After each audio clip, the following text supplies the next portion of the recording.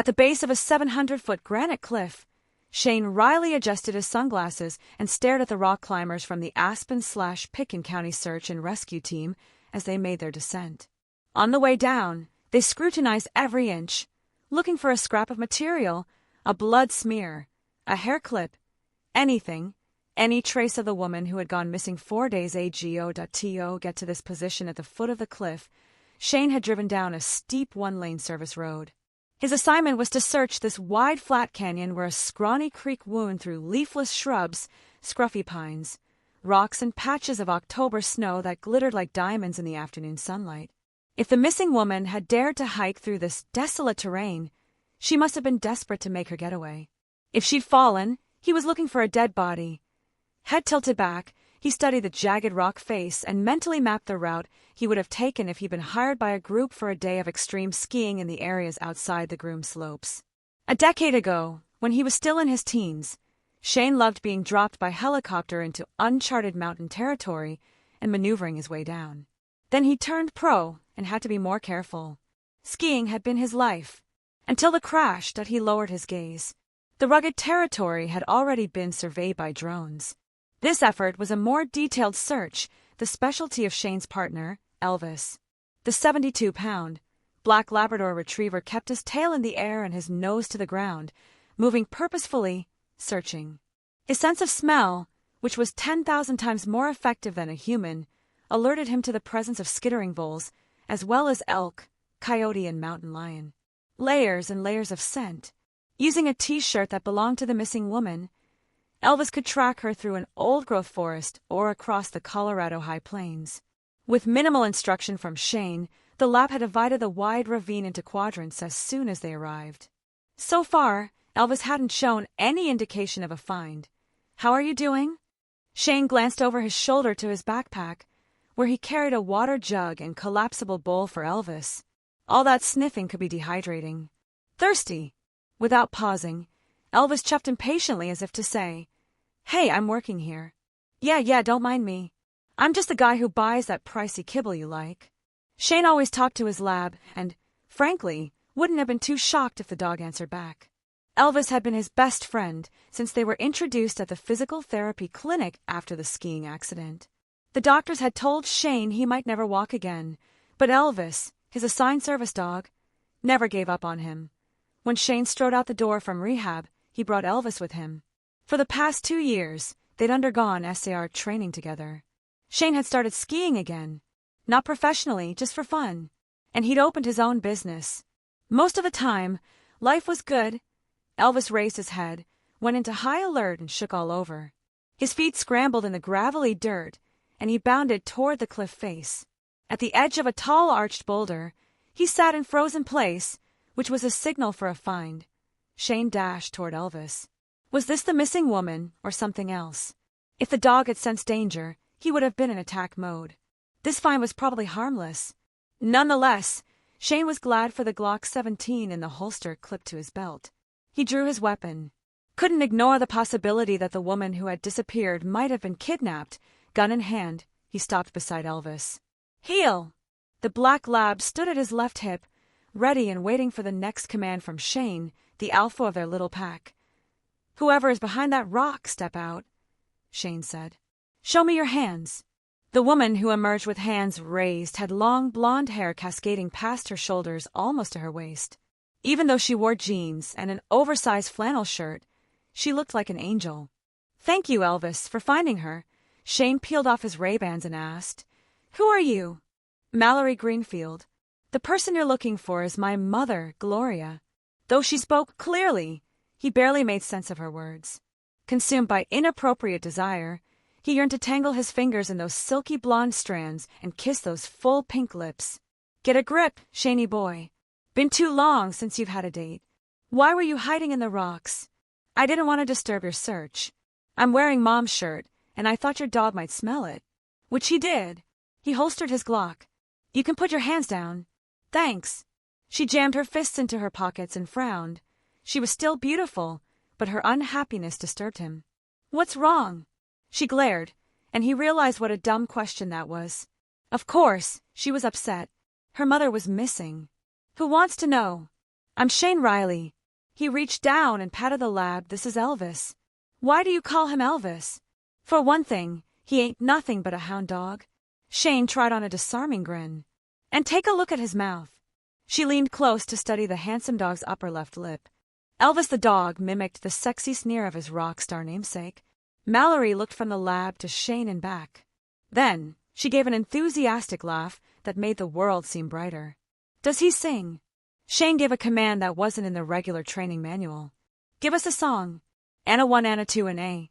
Elvis tilted his head back and yipped. Mallory applauded. Her scowl was gone. Can I pet him? He'll be disappointed if you don't. After a few gentle pats on his round noggin and scratching under his chin, she fondled his floppy ears, then stroked from head to tail. She hugged Elvis, and he gave a happy murmur in the back of his throat. Some dogs have all the luck. Without letting go of her new best friend, she glanced up. I've heard of you, Shane Riley. You were a pro skier, competed in the Olympics in downhill and slalom. And now I'm retired. What do you do? For one thing, I volunteer with search and rescue. Me and Elvis are getting pretty good at SAR. He gazed into her wide-set eyes, which were an incredible shade of turquoise blue. And I'm a full-time licensed private investigator. Really? Elvis was learning how to be a crime solver, and I figured I should do the same. Plus my father and brother are cops in Denver. Why didn't you join them? I wanted to have free time for skiing, and you'd be surprised by how many people in Aspen need my services.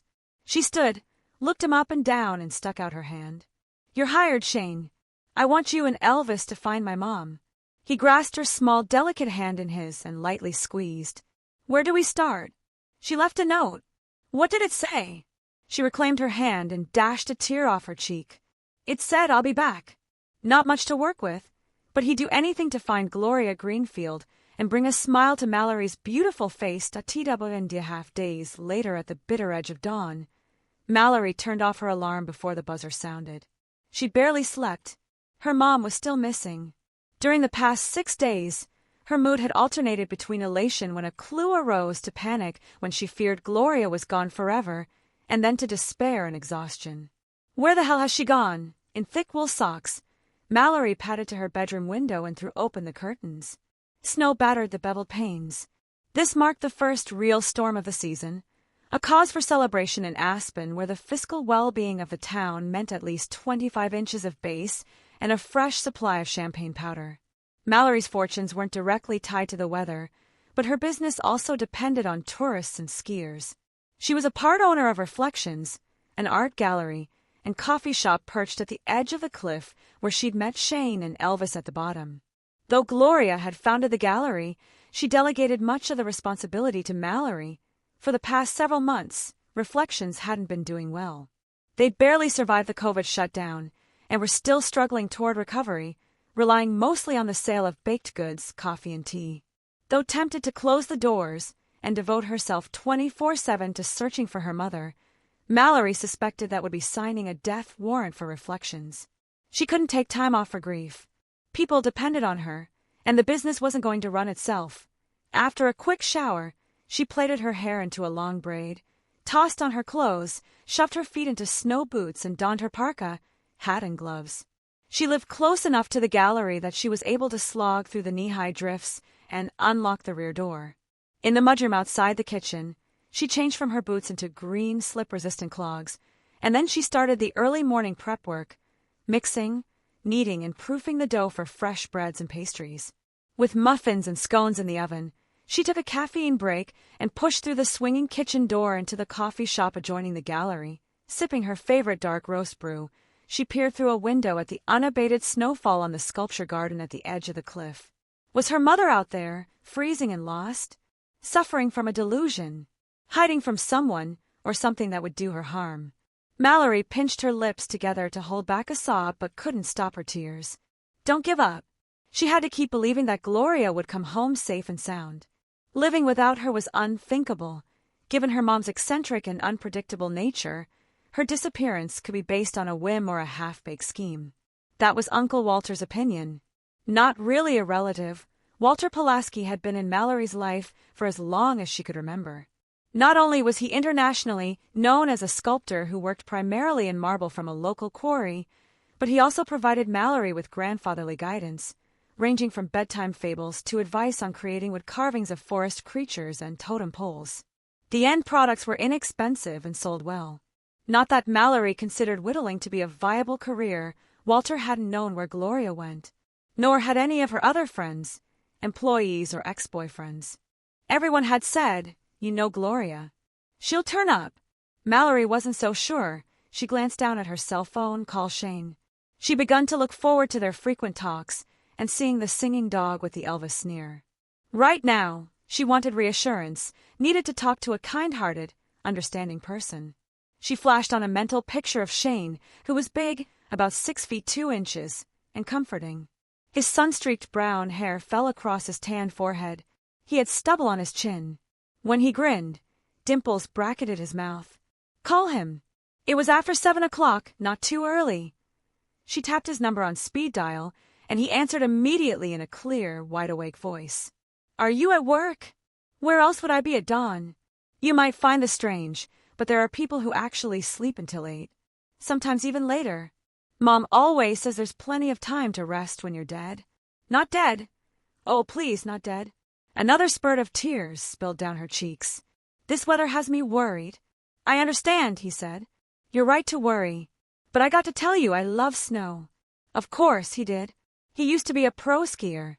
Before they'd officially met, she'd seen him on the slopes and admired his form. He looked good on skis, and even better close up. His hair was perpetually rumpled but not messy. Thick black lashes circled his caramel brown eyes. Thinking of him gave her a much-needed distraction. Can you come over today? How about now? I bet you've got fresh muffins in the oven. Now is fine. Better than she'd hoped for, but she didn't want to come right out and tell him that she was smitten. There were already enough complications to deal with. And why are you awake at this ungodly hour? Doing cyber research on your mom. It's 2 hours later in NYC. Why are you researching New York?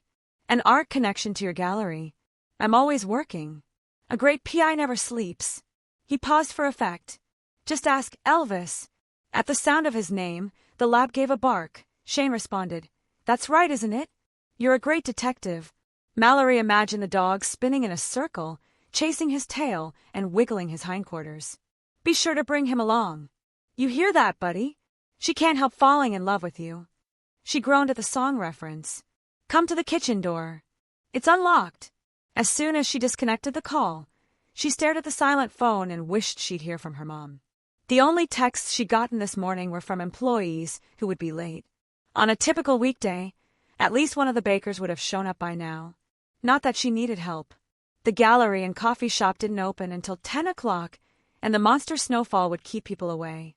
Despite the need for paying customers, she hoped for a quiet day. No sooner had that thought registered in her brain than she heard loud thuds. Someone was pounding on the hand-carved doors at the entrance. A woman called out, demanding to be let in. Mallory pocketed her phone, got to her feet, and clomped across the gray and brown travertine tiles that reminded her of river rocks. She patted her cheeks, erasing every trace of moisture. Why had this woman, come here? Did she have something to do with Gloria? Oh God, I hope so. About time she'd catch a break. The voice shouted, It's cold. Let me in.